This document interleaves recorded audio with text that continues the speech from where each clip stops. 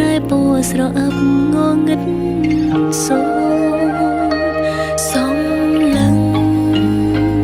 មើលជុំវិញខ្លួនមានតែភាពឯកាសោកសៅនៅក្បែរអ្នកណាយល់អារម្មណ៍អាចឆ្លើយប្រាប់ខ្ញុំបានតែធ្វើបដិចាភាពឯ